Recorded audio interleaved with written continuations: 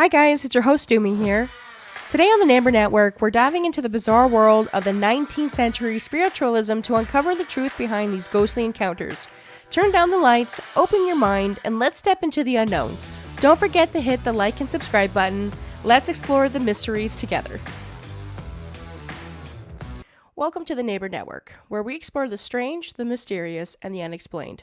I'm your host, Doomy, and today we're stepping back in time to the eerie world of Victorian-era seances and ectoplasm. From dimly lit parlors where spirits were summoned to the bizarre and controversial manifestations of ghostly substances, the 19th century was a golden age for the supernatural. Were these seances a true connection to the afterlife, or just a clever trick designed to fool the masses? Let's unravel the truth behind the Victorian obsession with the otherworldly, right here on the Neighbour Network. I just want to start off by saying I'm really sorry for not being here last week. I was just taking a break. I think the country was on a holiday. I don't actually know for certain, but I know at least my province was. And we call it Louis Riel Day, and so that's like my cousin. So I thought I maybe would take the day off. With that being said, as you guys can see in the context of our introduction, we're looking into Victorian-era ectoplasm and seances. In light of an exciting email that I recently just got, did a little bit of history and, digging, found some stuff that I thought maybe we would, start the stepping stones of the rabbit hole.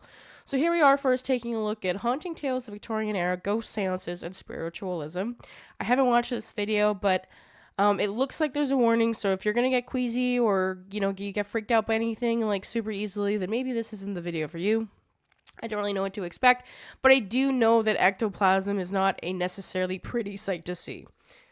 Like, it pretty much looks like white ghost puke or like a glob and like coming out of things, and it's uncomfortable, I'll be honest with you, and I have no idea what to expect in this video as well. So, if you're ready to see it, I'm here for it too, but if not, I understand. And it's creepy, and I don't want to give anybody nightmares, but without further ado, here we go.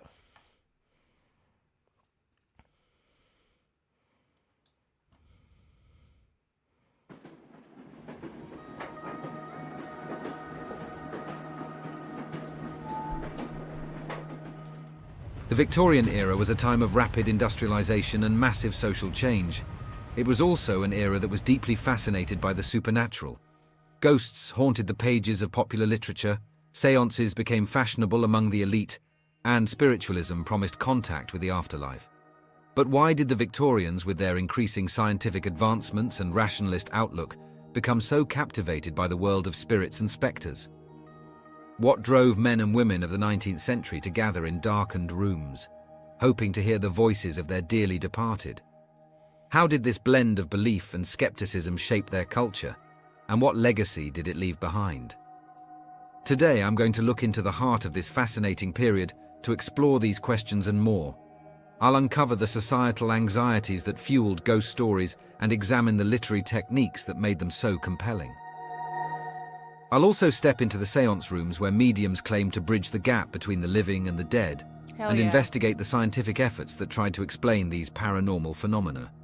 So, join me on this journey through a world where the boundary between the known and the unknown merges, and discover how the Victorian obsession with the supernatural continues to influence our modern imagination. As I unravel the mysteries of this haunting era, I ask the question, what lies behind the Victorian veil of spiritualism? How did it transform their understanding of life and death? And, perhaps most intriguingly, what can it tell us about our own enduring fascination with the supernatural?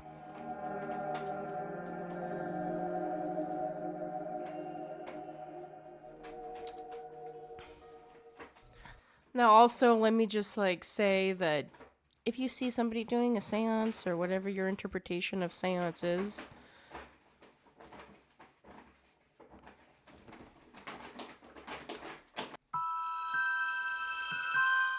The Victorian era was marked by unprecedented industrialization and scientific progress, transforming the social and economic world that the Victorians inhabited. Factories and mechanized production systems revolutionized manufacturing, leading to the rise of urban centers as people flocked to cities in search of work. This rapid urbanization brought with it both opportunities and challenges, creating a complex juxtaposition of progress and apprehension. The dizzying pace of change fostered a sense of wonder at human ingenuity, but also a deep-seated unease about the future and the implications of these advancements. The era witnessed groundbreaking technological innovations, such as the steam engine, which powered locomotives and ships, drastically reducing travel time and shrinking the known world. The expansion of the railway network facilitated not only commerce, but also the spread of ideas, including those related to spiritualism and the supernatural. Factories equipped with new machinery increased production efficiency, but also contributed to harsh working conditions and the destruction of the natural environment, prompting questions about the human cost of progress. Electricity began to illuminate cities and homes, transforming daily life and fostering a fascination with unseen powers, as it was seen as almost a magical force. The telegraph allowed for instantaneous communication across vast distances, shrinking the world even further and linking people in ways previously unimaginable. This technological marvel symbolized the era's constant battle with the known and the mysterious, as messages transmitted through invisible wires evoked parallels to spiritual communication.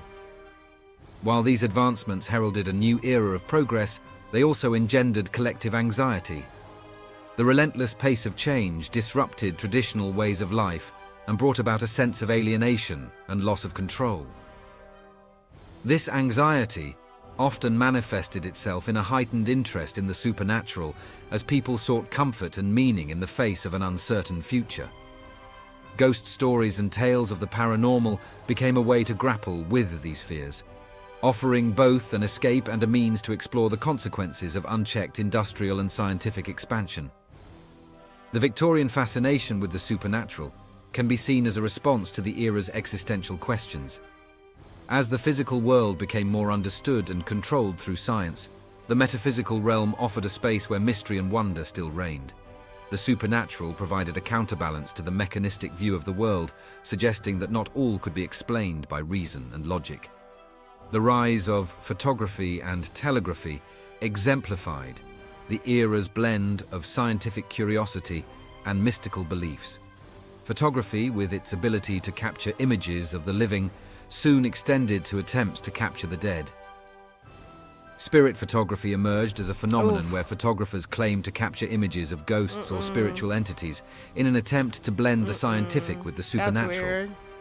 As far as the Victorians were concerned, these photographs, often eerie and mysterious, provided tangible evidence of the afterlife and fueled the spiritualist movement. Similarly, the telegraph, with its unseen transmission of messages, resonated with the idea of communicating with the spiritual world. If messages could travel invisibly through wires, then perhaps it was also possible to communicate with the dead through similarly perplexing means. Mediums and spiritualists capitalized on this notion, claiming to receive messages from the deceased through trance states or automatic writing, much like a human telegraph. As well as industrially, Victorian society also experienced a significant shift in religious beliefs and practices, driven by a mixture of the social, scientific, and intellectual developments that were happening at the time. The period saw a decline in the authority of traditional religious institutions and a corresponding rise in secularism, which left many people searching for new ways to connect with the spiritual realm. Several factors contributed to the erosion of traditional religious authority during the Victorian era.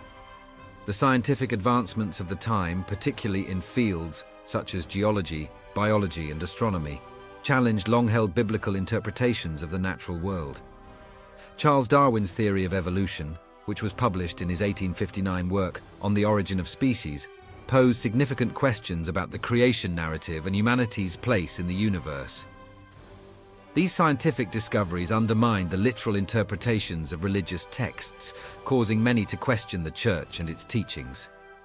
Also, as more people flocked to the cities in search of work, traditional religious practices, which were deeply rooted in the local community and agricultural calendar, struggled to adapt to the fast-paced and often impersonal nature of city life.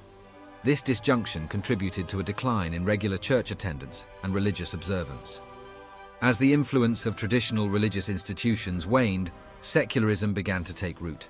Secular philosophies and humanistic ideas gained popularity, emphasizing reason, ethics, and justice over blind faith.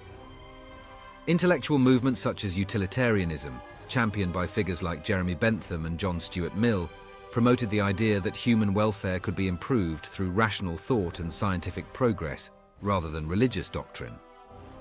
The rise of secularism also found expression in literature and the arts, where authors and artists began to explore themes of existentialism, doubt, and the search for meaning in a seemingly indifferent universe. This cultural shift further eroded the dominance of traditional religious narratives and created a vacuum that many sought to fill with alternative spiritual practices.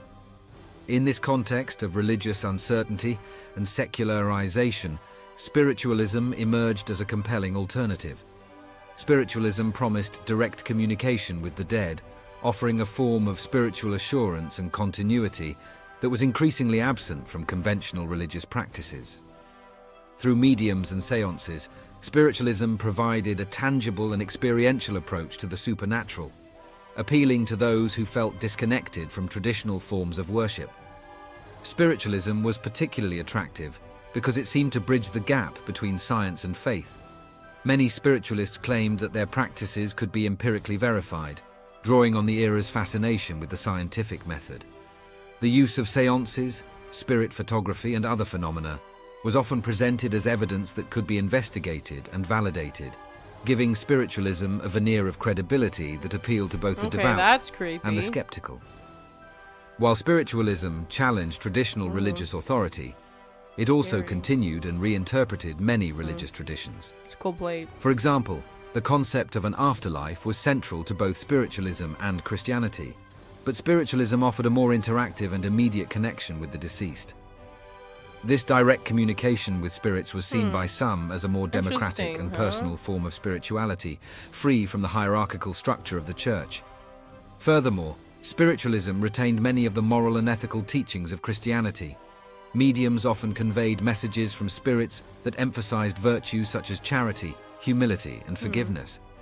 This alignment with Christian values helped spiritualism gain acceptance among those who were disillusioned with the church but still sought moral guidance and spiritual solace. Because of all of this, the Victorian era was a golden age for ghost stories, with many writers exploring themes of the supernatural in their works. This period saw an outpouring of ghostly tales that captivated readers and reflected the era's complex anxieties and moral concerns.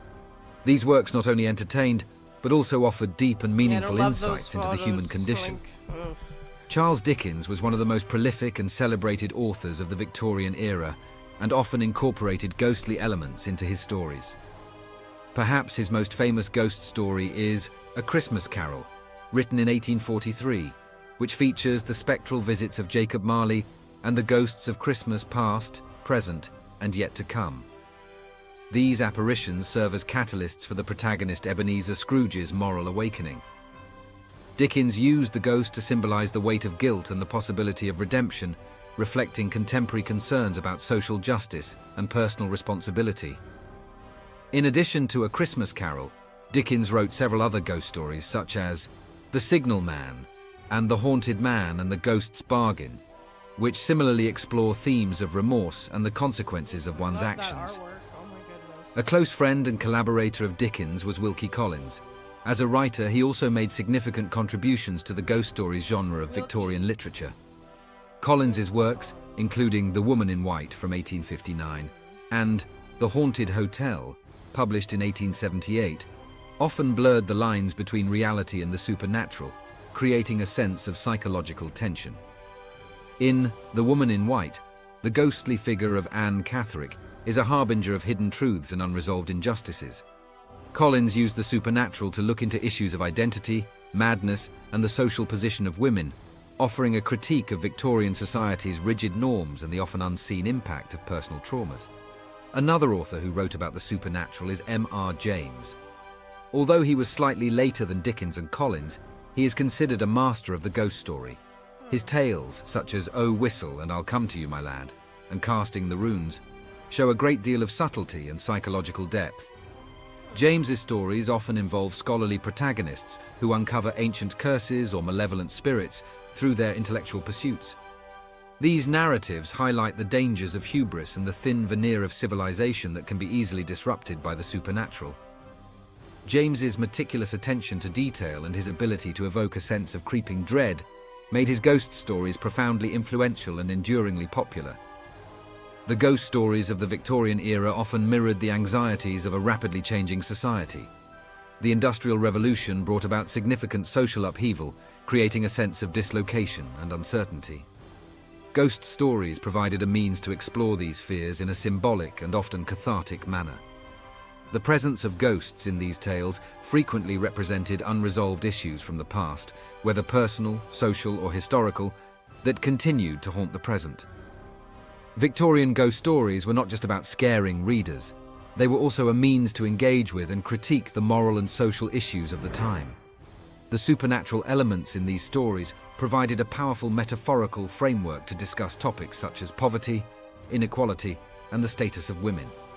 For instance, Collins's portrayal of female characters who are haunted by their pasts or societal constraints highlighted the limited roles and opportunities available to women in Victorian society.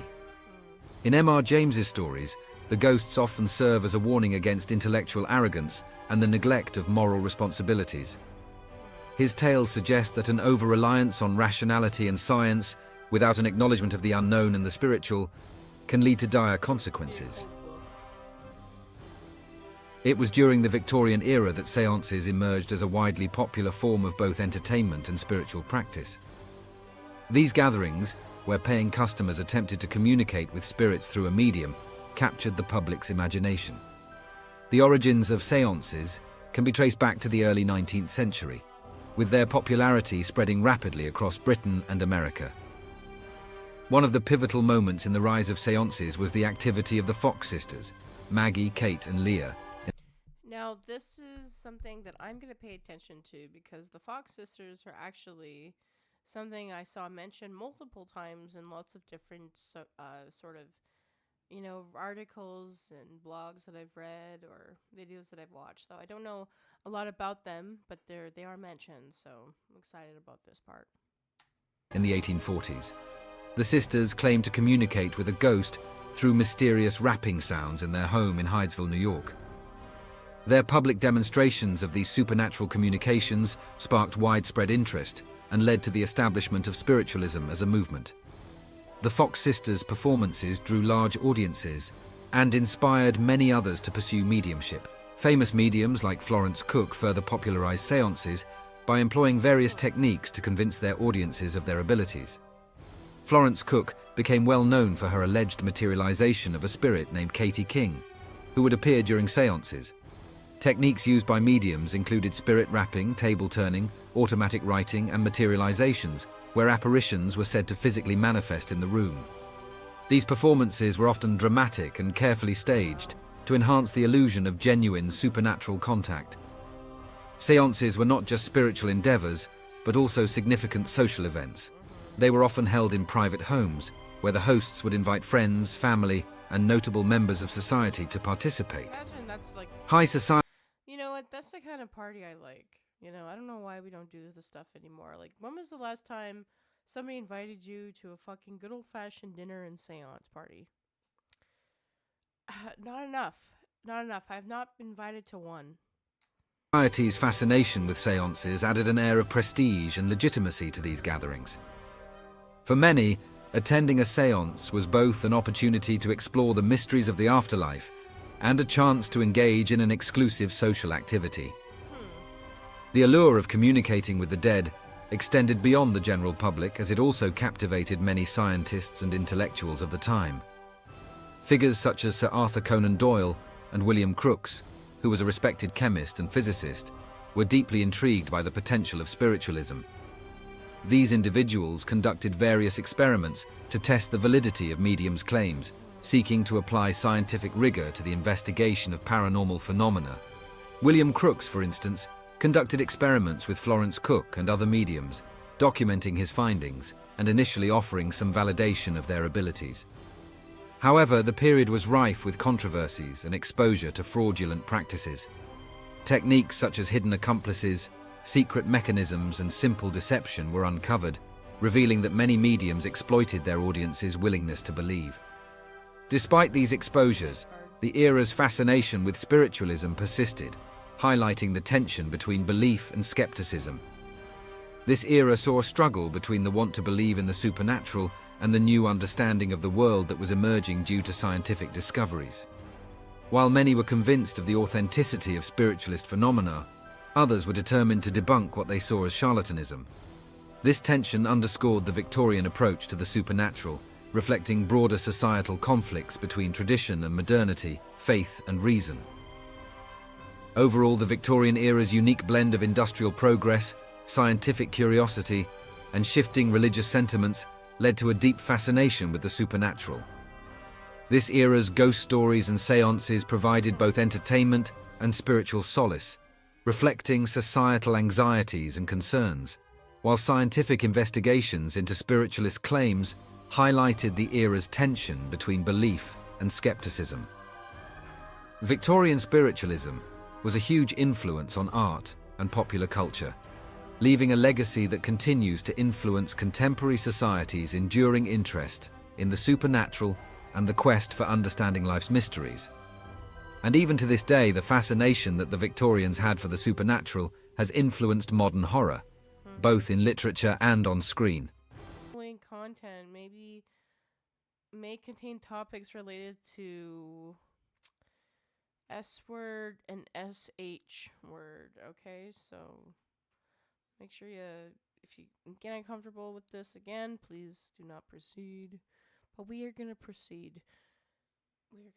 Now, again, I just want to put a disclaimer for my own sake, is that I do believe that Victorian seances were, like, there was probably very, very likely that, like, I don't know, 85% of them were just a fucking sham. We're just like a show, and that's okay. Like, that sounds like that's a fun Friday night. Like, if my friend put out all this trouble for me to, have a glass of wine, has the whole house looking like freaking, the crypt keeper's fucking bedroom. Yeah, I'm gonna have a good time. I don't care if they faked it. But there's the other portion of that, if scientists are intrigued by it, there has to be some sort of something to it. Collection of seances and mediums. Oh my god, I don't like this photo already. It looks like the one girl with the headband is like demonically looking at you, but I think it's just her eyelids. But it looks scary.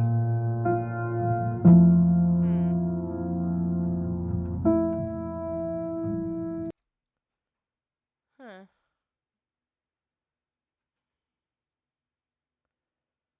Okay, I'm taking a good look at this one, so.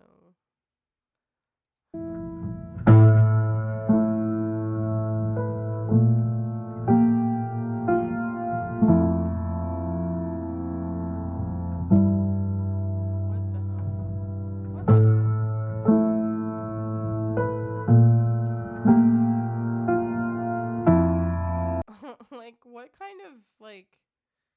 So here's the thing, is, like, put yourself in these people's shoes in this day and age, 2025. And you're like, oh, you know what, Catherine, come over with your boyfriend. Come over, we're going to have a great time. I'm going to put together a little seance, whole thing. It's going to be fantastic. And then, we got the whole shebang. Catherine, I got a picture of you. And this is what you fucking get. Like, do you think, though, that this part is the sham? Like, do you think that maybe if they were gonna make funny ectoplasmic photos for their guests doing these seances, why would they do that to Catherine?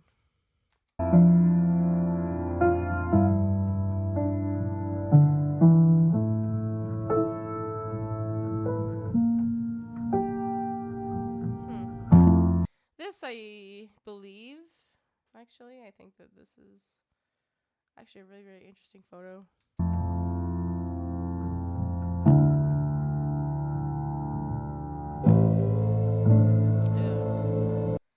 Ew. I actually hate it. Like, I hate ectoplasm. I'm just gonna be the first to say it. It creeps me out.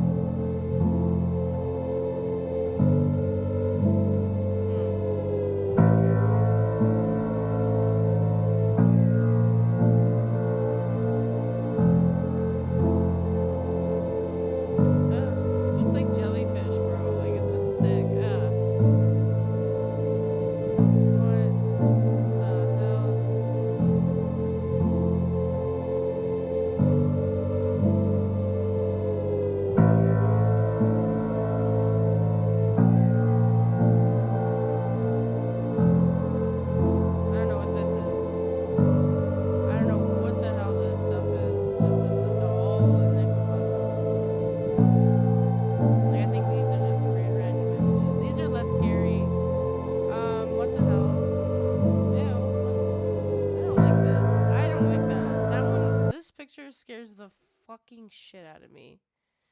Oh my god. You know, this is slowly turning less TNN, more doomy because I'm starting to get freaked out. That's creepy.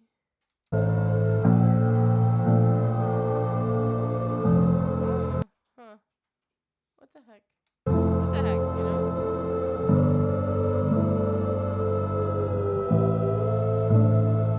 Interesting concept. What a weird thing to do in the Victorian era, you know?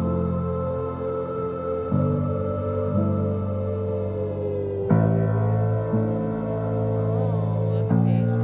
I don't know much about levitation. Oh, that's what that picture was. This guy was levitating. The Brownlee reportedly real. Oh, well, you never know. You gotta investigate, right? It's the only way to know.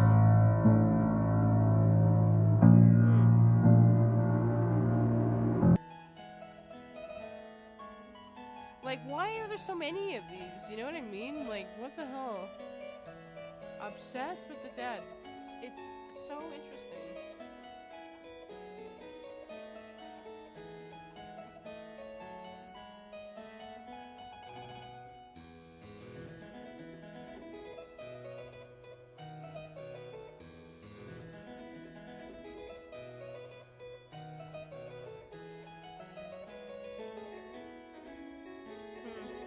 Oh, weird. Creepy.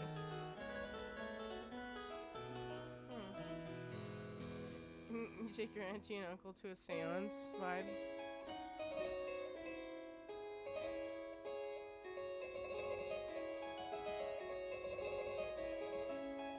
Ooh.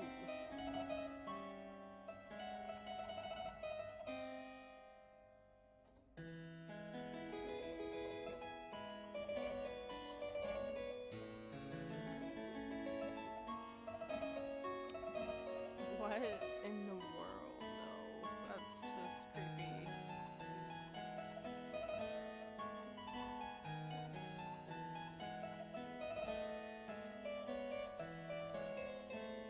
Oh no. Oh no. Ghost babies. Oh, that is terrifying. What? I don't like these. So you saw that one. Oof. What is with these, like, sad women? I think that this is the...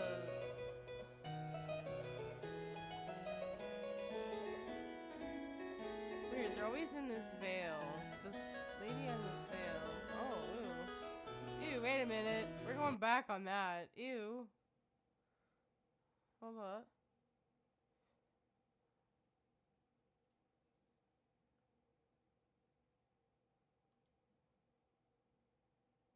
What is going on here? What the fuck is this? Is that... Like... I don't know. I don't like that. That was uncomfortable.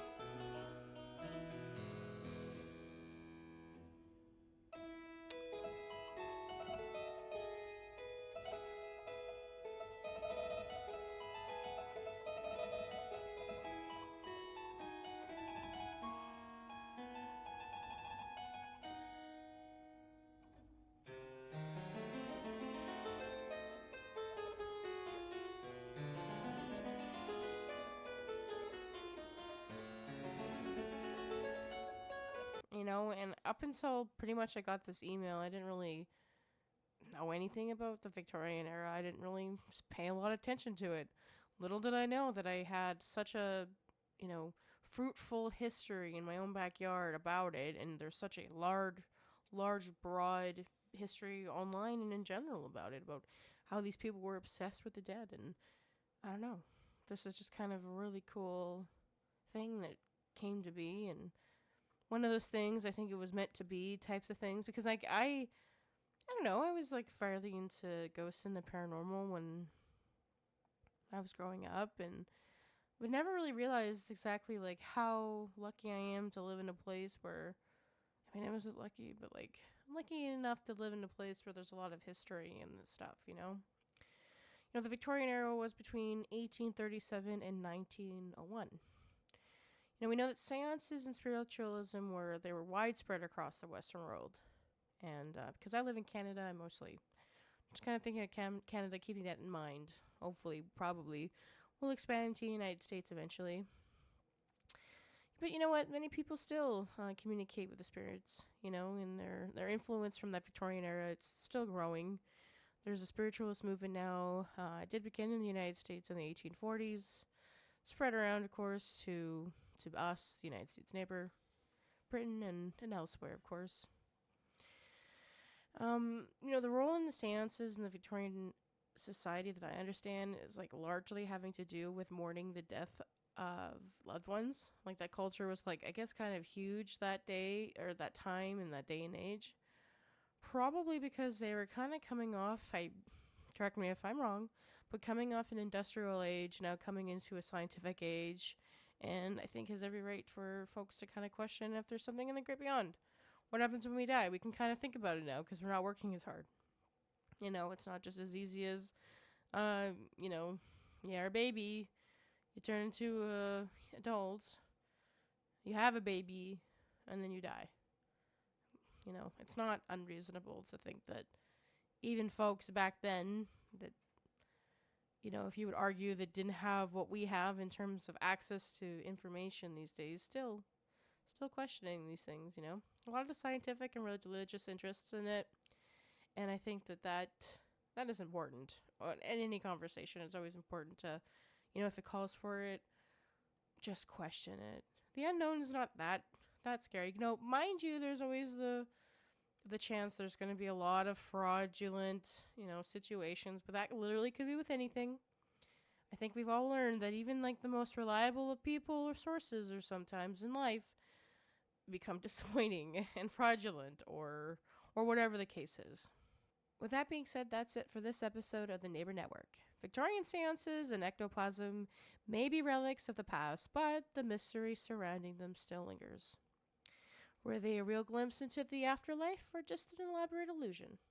The debate continues, and if you enjoyed this deep dive into the supernatural, don't forget to like and subscribe and share your thoughts in the comments. I am Doomy, and until next time, stay curious, stay brave, and keep questioning the unknown. We'll see you in the shadows. Thank you for watching another episode of the Neighbour Network. Don't forget to hit the like and subscribe button for more content.